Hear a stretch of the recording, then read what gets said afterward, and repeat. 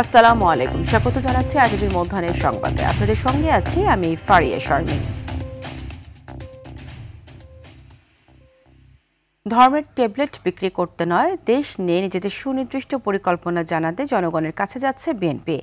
আইনের শাসন প্রতিষ্ঠা করতে বিএনপি অঙ্গীকারবদ্ধ বলে জানিয়েছেন বিএনপির স্থায়ী কমিটির সদস্য সালাউদ্দিন আহমদ। সকালে কৃষিবিদ ইনস্টিটিউটে দেশ করার পরিকল্পনা অনুষ্ঠানে তিনি এসব কথা বলেন। এই সময় বিএনপি সিনিয়র যুগ্ম মহাসচিব রুহুল কবির রিজভী অভিযোগ করেন, ধর্মের নামে ব্যবসা করে মানুষকে বিভ্রান্ত করছে একটি দল।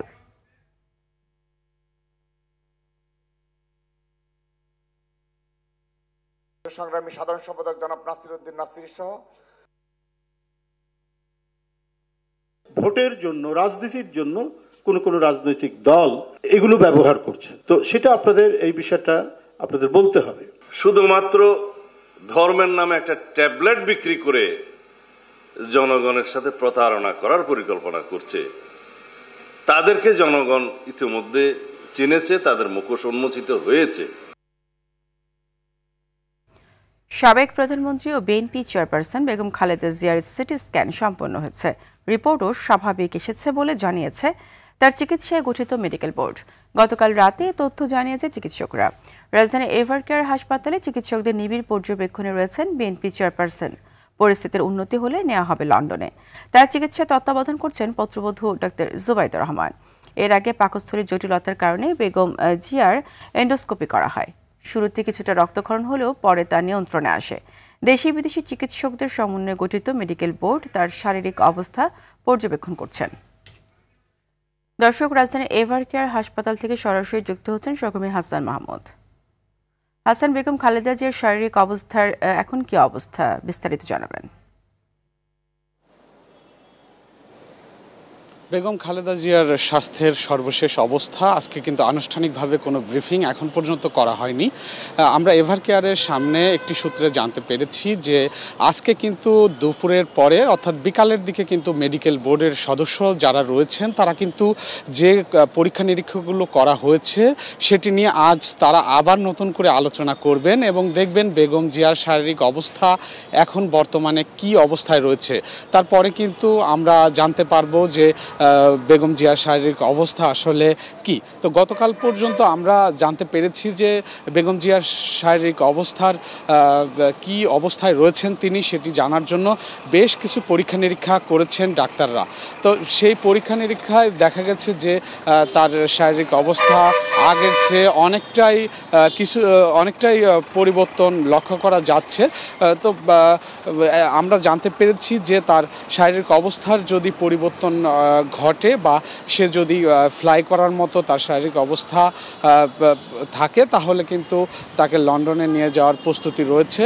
অন্যদিকে কিন্তু আমরা জানতে পেরেছি যে ডাক্তার জুবাইদুর রহমান তিনি সার্বক্ষণিক ডাক্তারদের সঙ্গে তদারকি করছেন। তিনি বেশ কয়েকবার এসেছেন, কিন্তু আজকে কিন্তু ডাক্তার জুবাইদা এখন পর্যন্ত এভারকেয়ারে আসেননি। আমরা জানতে পেরেছি যে তিনি দুপুরের পরে কিন্তু এভারকেয়ারে এসে পৌঁছাবেন এবং ডাক্তারদের যে বোর্ড মিটিংটি হবার কথা রয়েছেন সেই বোর্ড মিটিংয়ে তিনি অংশ নেবেন এবং বেগম জিয়ার শারীরিক অবস্থা কি সেটা নিয়ে আলোচনা করার পরেই কিন্তু তারা সিদ্ধান্ত নেবেন তার বিদেশে যে উন্নত চিকিৎসার জন্য নিয়ে যাওয়ার কথা সেটি নিয়ে যাওয়া হবে কিনা, তারপরে সিদ্ধান্ত হবে। অন্যদিকে তার যে ফ্লাই করার জন্য যে এয়ার অ্যাম্বুলেন্স সেটিও কিন্তু প্রস্তুত রয়েছে।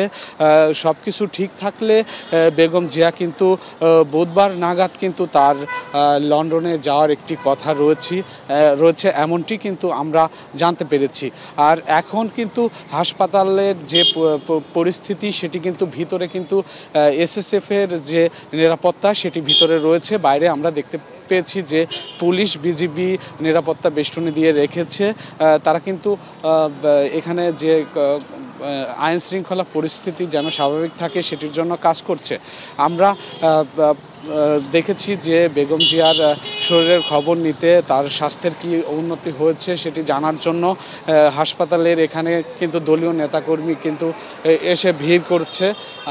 পরবর্তীতে কিন্তু বিকালের দিকে কিন্তু আমাদের বিকাল পর্যন্ত অপেক্ষা করতে হবে। বেগম জিয়ার শরীরের কি অবস্থা রয়েছে সেটা আনুষ্ঠানিকভাবে কিন্তু দলের পক্ষ থেকে জানানো হতে পারে এমনটি কিন্তু আমরা জানতে পেরেছি। ফারিয়া। হাসান, আপনাকে ধন্যবাদ। আমদানি শুরু হয় দেশের বাজারে কমতে শুরু করেছে পেঁয়াজের দাম। পাবনায় দুদিনের ব্যবধানে পাইকারি বাজারে কেজিতে দাম কমেছে 30 থেকে 45 টাকা। এতে মানভেদে প্রতি কেজি মুড়ি কাটা পেঁয়াজ বিক্রি হচ্ছে 65 থেকে 70 টাকা। পুরনো দেশীয় জাতের পেঁয়াজ বিক্রি হচ্ছে 100 থেকে 105 টাকা। দিনাজপুরের হিলিতে কেজি প্রতি 15 টাকা কমে দেশি পেঁয়াজ 95 থেকে 100 টাকা এবং নতুন মুড়ি কাটা পেঁয়াজ কেজি প্রতি 10 টাকা কমে 90 টাকা কেজি দরে বিক্রি হচ্ছে। অপরদিকে বাজারে বেড়েছে সয়াবিন তেলের দাম। বোতলজাত ও খোলা সয়াবিন তেলের দাম যথাক্রমে 6 ও 7 টাকা বাড়িয়ে লিটার প্রতি বিক্রি হচ্ছে 195 ও 196 টাকায়। এছাড়া প্রতি লিটার পাম তেলের দাম 16 টাকা ও 5 লিটারের বোতলজাত সয়াবিন তেলের দাম বাড়ানো হয়েছে 33 টাকা।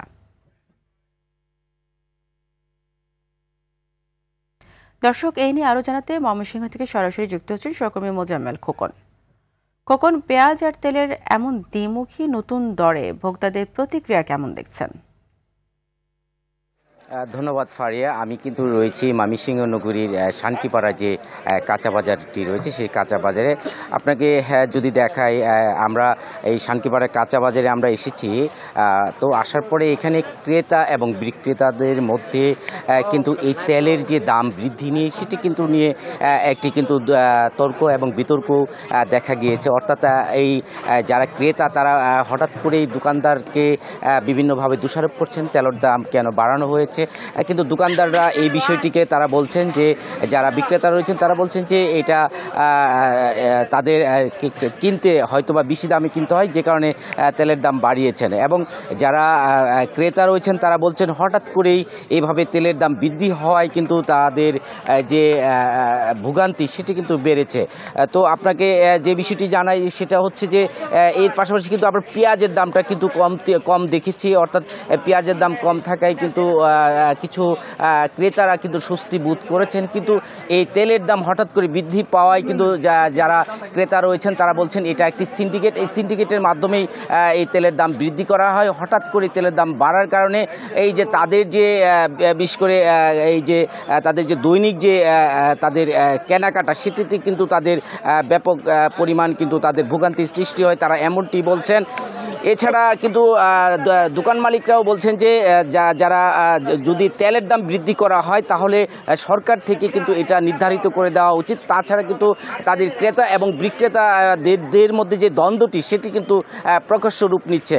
তো এটি বলছিলেন ক্রেতা এবং বিক্রেতারা। তো এই ছিল আমার কাছে ময়মনসিংহ থেকে এই তেলের দাম নিয়ে সর্বশেষ। ফারিয়া। খোকন, আপনাকে ধন্যবাদ।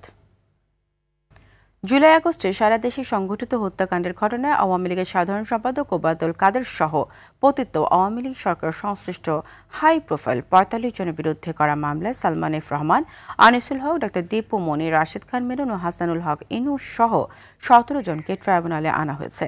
এদিকে রাজধানীর চানখারপুলে শিক্ষার্থী আনাস সহ ৬ জনকে হত্যা মামলার আসামি পক্ষের সাফাই সাক্ষ্য গ্রহণ হবে আজ। বিচারপতি গোলাম মর্তুজা মজুমদারের নেতৃত্বাধীন আন্তর্জাতিক অপরাধ ট্রাইব্যুনাল ১-এ হবে এই বিচারিক কার্যক্রম। এছাড়া ট্রাইব্যুনাল ২-এ জুলাই গণ অভ্যুত্থানে কুষ্টিয়ায় ৬ জনকে হত্যার ঘটনায় জাসদ সভাপতি হাসানুল হক ইনুর বিরুদ্ধে চতুর্থ দিনের সাক্ষ্য গ্রহণ এবং একই ট্রাইব্যুনালে কুষ্টিয়ায় ৬ জনকে হত্যা মামলায় আওয়ামী লীগের যুগ্ম সাধারণ সম্পাদক মাহবুবুল আলম হানিফ সহ ৪ আসামির বিরুদ্ধে প্রথম দিনের সাক্ষ্য নেওয়া হবে আজ।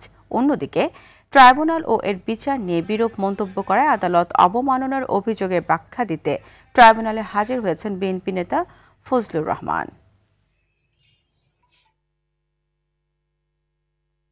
গাজীপুরের কালিয়াকৈর স্থানীয় ২ গ্রুপের সংঘর্ষে অন্তত ২৫ জন আহত হয়েছে। গতকাল সন্ধ্যায় বিএনপির মনোনীত প্রার্থী মুজিবুর রহমানের সমর্থকরা নির্বাচনী প্রচারে গেলে তাদের উপর হামলা চালায় মনোনয়ন বঞ্চিত ইশরাক সিদ্দিকীর সমর্থকরা।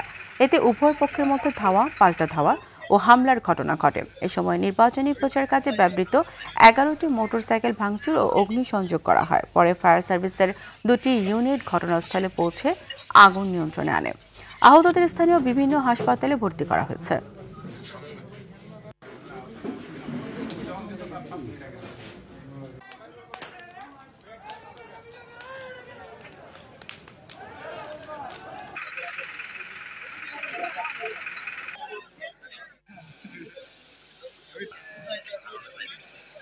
দর্শক, এই মুহূর্তে ট্রাইব্যুনাল অবমাননার বিষয়ে কথা বলছেন আইনজীবীরা। আমরা সরাসরি চলে যাচ্ছি সেখানে।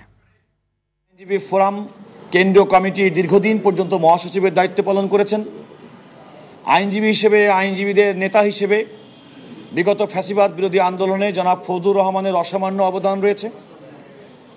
তিনি একজন আজন্ম যোদ্ধা এবং তিনি দেশের আইনের শাসন, মানবাধিকার, গণতন্ত্রের জন্য সবসময় তিনি সোচ্চার থাকেন, বক্তব্য দেন। একই সঙ্গে আদালত, আইন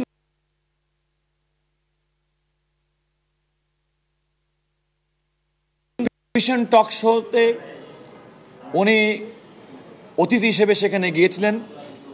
উপস্থাপকের প্রশ্নের পরিপ্রেক্ষিতে তিনি এই ট্রাইব্যুনাল সম্পর্কে কিছু মন্তব্য করেছিলেন এবং সেই মন্তব্যের পরিপ্রেক্ষিতে এই ট্রাইব্যুনাল তার কাছে একটা ব্যাখ্যা চেয়ে আজকে সকাল 11টার সময় তাকে সশরীরে উপস্থিত থাকার জন্য বলেছিলেন। জনাব ফজলুর রহমান একজন আইনের প্রতি শ্রদ্ধাশীল ব্যক্তি, তিনি আইন মান্যকারী একজন ব্যক্তি। আদালতের এই আদেশের প্রতি সম্মান দেখিয়ে তিনি আজকে সকাল 11টায় ট্রাইব্যুনাল তার দায়িত্বভার গ্রহণ শুরু করার আগেই তিনি আমাদের সিনিয়র অ্যাডভোকেট জয়নুল আবেদিন, আমাদের আইনজীবী ফোরামের মহাসচিব ব্যারিস্টার কায়সার কামাল, আমাদের আইনজীবী ফোরামের কেন্দ্র কমিটির সাংগঠনিক সম্পাদক গাজী কামরুল ইসলাম সজল সহ আপনারা দেখছেন যে আমরা অসংখ্য আইনজীবী আজকে আমরা ওনাকে নিয়ে এখানে উপস্থিত হয়েছি। আপনারা এও জানেন যে আদালত, এই ট্রাইব্যুনাল কর্তৃক জনাব ফজলুর রহমানের কাছে ব্যাখ্যা চাওয়ার পরপরই যত দ্রুত সম্ভব তিনি একটি ব্যাখ্যা আদালতের কাছে উপস্থাপন করেছেন, যেটা আমি আজকে আদালতের সামনে পড়ে শুনেছি। আপনারা লক্ষ্য করেছেন আদালত জনাব ফজলুর রহমানের কাছে যে প্রত্যাশা করেছেন, উনি নিজেও আদালতের কাছে কথা বলেছেন এবং আমরা মূলত আদালতের কাছে, আদালতের প্রতি জনাব ফজলুর রহমান এবং বাংলাদেশের বিচার ব্যবস্থার প্রতি তার যে শ্রদ্ধা এবং সম্মান এবং আস্থা, সে কথাটি আমরা আদালতের সামনে উপস্থাপন করেছি। আদালত আমাদের বক্তব্যটি গ্রহণ করেছেন এবং আদালত গ্রহণ করে আদালত প্রত্যাশা করেছেন যে আমরা আদালত, বিচার অঙ্গন, বিচার বিষয়ক সম্পর্কে কোনো বক্তব্য দেওয়ার ক্ষেত্রে প্রত্যেকটা আইনজীবী, সাধারণ মানুষ যেই হোক না কেন, বিশেষ করে জনাব ফজলুর রহমানের মতো বাংলাদেশের একজন প্রতিষ্ঠা একজন নাগরিক, তার কাছ থেকে প্রত্যাশা করেছেন। আমরাও বলেছি যে আদালত এবং আইনের প্রতি আইনজীবী হিসেবে আমাদের শ্রদ্ধার জায়গাটি অন্য যে কোনো ব্যক্তি এবং প্রতিষ্ঠানের থেকে বেশি। আদালত আমাদের বক্তব্য শুনেছেন। আমাদের সিনিয়র জয়নুল আবেদিন তিনি আদালতকে বলেছেন যে অনেক সময় উনি কোনো ইন্টেনশন, ওনার উদ্দেশ্য ছিল না, এই বক্তব্য যেটা দিয়েছেন তিনি অস্বীকার করেননি, তবে তার কোনো উদ্দেশ্য ছিল না যে আদালতকে হেয় প্রতিপন্ন করা, মানুষের কাছে বিচারকে প্রশ্নবিদ্ধ করা কিংবা এই ট্রাইব্যুনালের কোনো কার্যক্রম কিংবা বিচারকে প্রশ্নবিদ্ধ করা। আমাদের সিনিয়র জনাব জয়নুল আবেদিন তিনি এখানে আছেন, তিনি এখন আপনাদেরকে বলবেন। এরপর যদি আপনাদের কোনো কথা থাকে আমরা চেষ্টা করবো সেই কথা বলার। না, কোর্ট বলেছিলেন যে আদালতের প্রতি সম্মান প্রদর্শন সকলের দায়িত্ব, বিচার বিভাগের উপরে সম্মান প্রদর্শন সকলের দায়িত্ব। এই পরিপ্রেক্ষিতে আমি বলেছি যে মাননীয় আদালত, মিস্টার ফজলুর রহমান যে ওয়াজ এ ভ্যাটারান ফ্রিডম ফাইটার, মুক্তিযুদ্ধের সময় মানুষ কিভাবে কাটিয়েছে, যারা আমরা মুক্তিযুদ্ধ করেছি তারা কিভাবে জীবনকে কোনোভাবে বাঁচিয়ে এখন পর্যন্ত আছি, আজকের দিনে অনেকেই এই মুক্তিযোদ্ধাদের কথা বলে যান। মিস্টার ফজলুর রহমান এই মুক্তিযোদ্ধাদেরকে স্মরণ করতে গিয়েই একটি টকশোতে যে কথাগুলো বলেছেন, ইনফ্যাক্ট এটা আদালতকে মেলাইন করার জন্য বলেন নাই এবং আদালতকে উদ্দেশ্য করেও বলেন নাই।